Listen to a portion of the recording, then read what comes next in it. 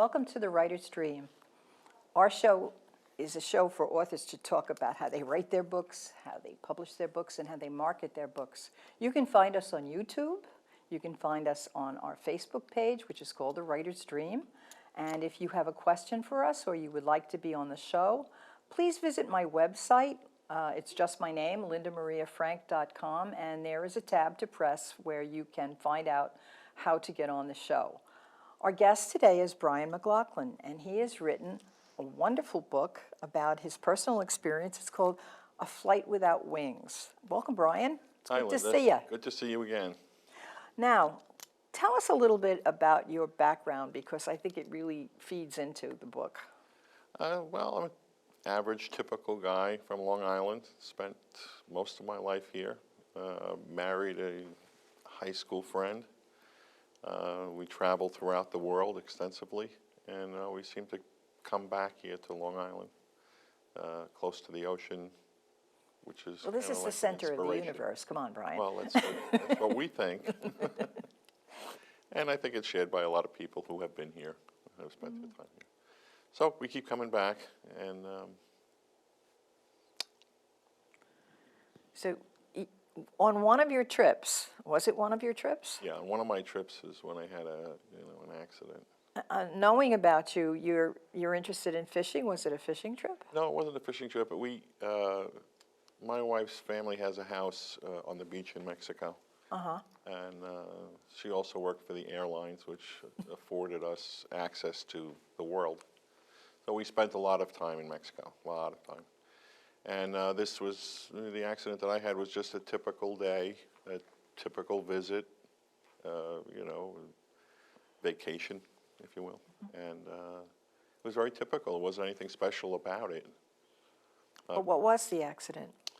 Well, it's, I don't know, blacked out, passed out, whatever, and fell down half a flight of stairs and landed my face on a concrete planter that was, raised planter around a tree. And severe head trauma. Wow. Multiple skull fractures, all dislocated fractures all over my face. So it's described in the book fairly well, maybe too well. I don't know. Did they ever find out what caused you to black out? No. Wow. No. We have theories. It wasn't that I was over drinking or anything like that. Well, we have some theories, but still no proof. So we keep our theories to ourselves unless we can prove it. So it's just one of those things. So they took you to the hospital? Took me to the hospital. Oddly enough, they didn't have, it's not like here in the States where you dial 911 and an ambulance comes from wherever you are. The waiter that was serving us at the table left and ran a dozen blocks in town to get the ambulance to come back.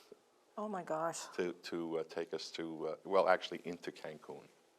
We were in Playa del Carmen, which is about 40 minutes or so away. So you were Brought to the hospital there and in Cancun. In Cancun, and oddly enough, there was an ophthalmologist on duty in that hospital that night, and he worked on putting my eye back together. Wow. But you were unconscious. It was just the beginning of the surgeries that I would need ultimately.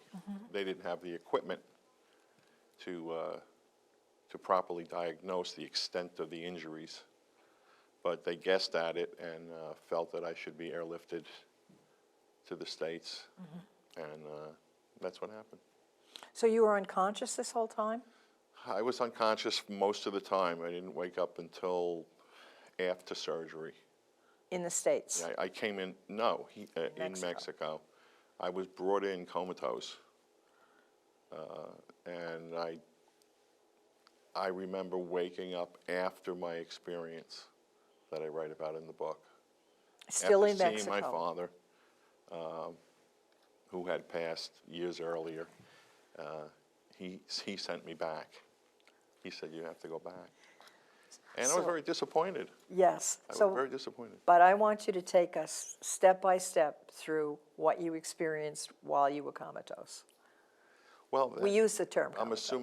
assuming that that's when I had my, what I call near-death experience. I used to call it a death experience. I knew nothing about them until my own.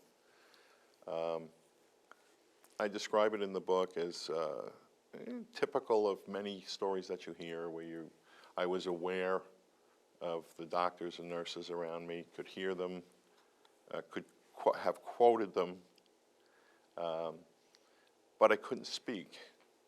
I mean, I just couldn't speak. And that was a little bit disturbing. And I kept thinking to myself, listen, I can hear you, but I couldn't get it out. Then I sort of seemed to drift off to some place where other people compare it to the, bright light or the tunnel, it's similar to that. And where I ultimately met up with my deceased father. And he was the one who sent me back. He looked very different than he looked the last time I had seen him. He died of cancer, so he was just a shell of a guy that he was. But when I saw him there, vibrant, happy, pain-free, and he didn't react to the way I looked either, which I didn't know at the time was quite a mess. So that was satisfying. But the fact that he sent me back was disappointing. What did he say to you? Those words, you have to go back. And which is, there was a lot of feelings involved, a lot of feelings that you feel, and not necessarily spoken, though he did speak those words to me. When he did, he turned from me to leave, and I turned from him to leave. And at that moment is when I opened my eyes in the hospital. In the operating, yeah. So very powerful, very profound. Now I'm going to ask you a silly question. Did this change your life? Oh my God. Yeah, I would say, although I never had a sense of time when I was there. Could have been seconds, could have been minutes, no sense of time. So it's hard for me to determine. How long? Unless I were to go and check and see how long was I comatose, and maybe try to determine that way. But you lost when you hit that planter, you lost consciousness. Oh, I was gone, believe me. The extent of I won't get into the extent of the injuries here, but they're described fairly completely in the book, listed out. I have documentation for all of it.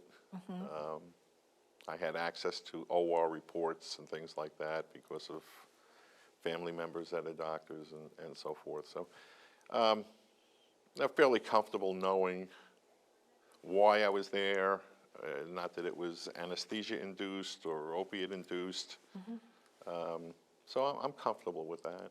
Now, when you were airlifted to the States, what hospital did you go to then? I wound up at Good Samaritan Hospital in West Islip. Okay. As I said, my twin brother's a doctor, my uncle's a doctor, another cousin doctor.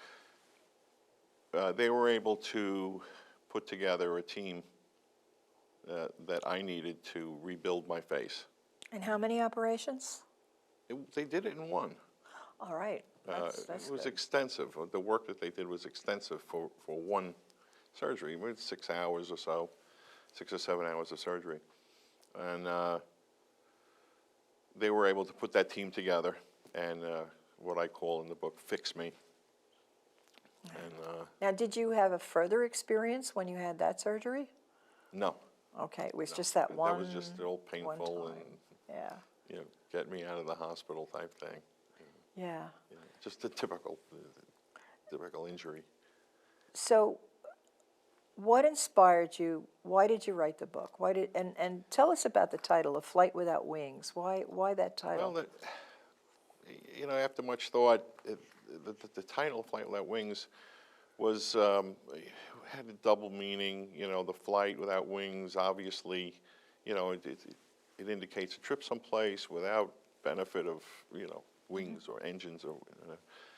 But for me, it was a throwback to my preconceived notions of what heaven would appear to be.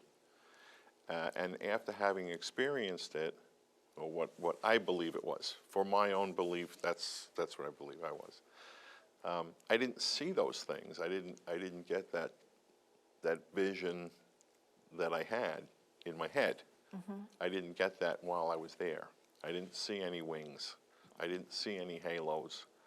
No angels. My father, you know, no angels, no unicorns, no, none of those preconceived St. notions Peter that I wasn't had. there. I didn't see St. Peter. I didn't even see the pearly gates. And I don't know, and I'm not professing to know whether I was, you know, online, you know, to get in, or whatever. And, you know, Linda, I'm not even, you know, indicating that it's everyone else's conception of heaven either. Maybe it's a state of mind. Maybe our consciousness exists afterwards. I don't know. Maybe it has a zip code. I really don't know, and I'm Yeah. not professing to know. All I'm saying is, in my book, is that this is what I saw, this is what I felt. What it really is, or whatever, is debatable. So, what is your message in the book? What in relating this experience, what are you trying to tell people? I think the biggest thing that I'm trying to tell people is the same big thing that the experience was for me. And that is that the experience itself was not the whole story. The biggest part of the story for me came afterwards, and is still coming. Okay. In other words, I experienced certain things. They changed my life. They changed my outlook.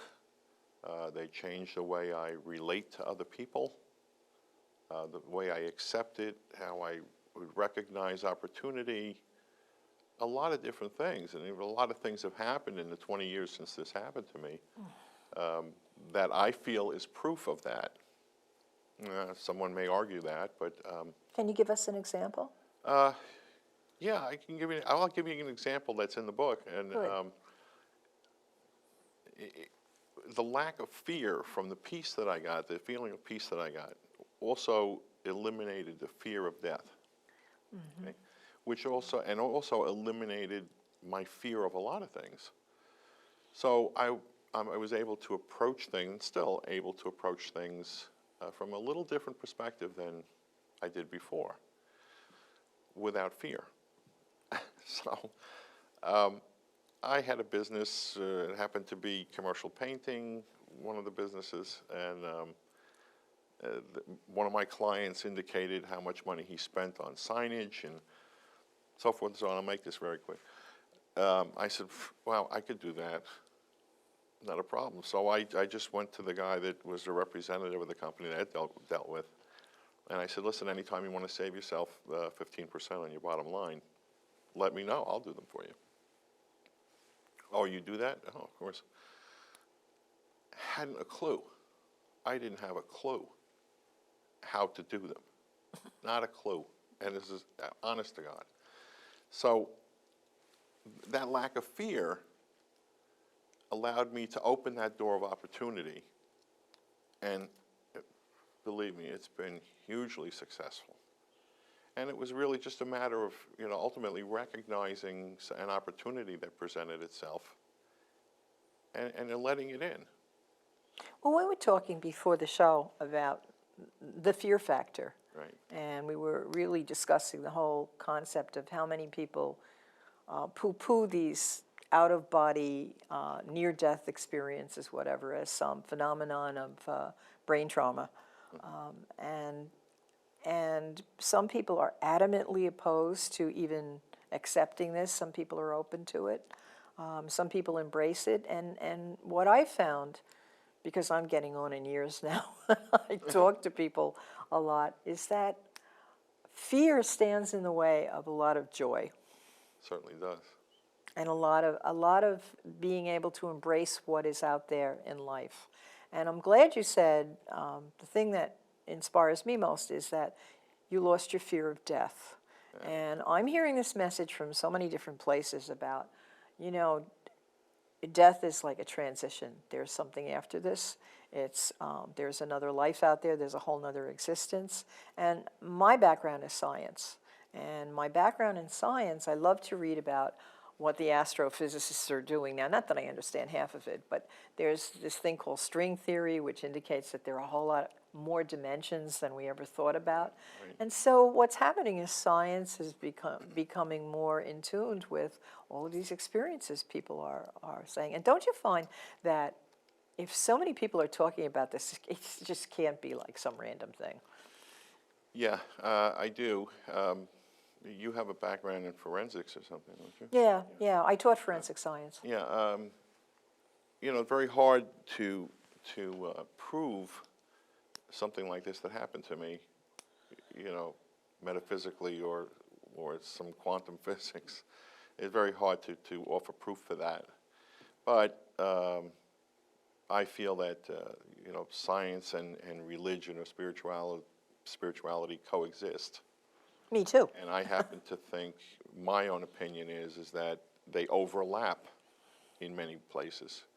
And that gray area that's formed from their overlap is where most of us define our belief systems. So, I've had doctors, even ones that tried to put me back together, stand there and were unable to explain to me why I was still alive. The neurosurgeon could not explain to me, looking at my MRI and looking at me standing in front of him, was at a loss to explain how I could still be alive. Because your brain damage was so extensive? Well, no brain involvement, but the breakage of bones, a blowout fracture of the eye orbit, which shattered bones throughout. Normally, or under other conditions, maybe that would have pierced the brain, caused involvement, a brain bleed, hemorrhage. Yeah. So he could not explain it medically anyway. So for me, it was a good validation because, and we all accept that. We all say, okay, we're willing to accept the fact that he can't explain it. He said sometimes tissue responds, sometimes it doesn't. Sometimes miracles happen.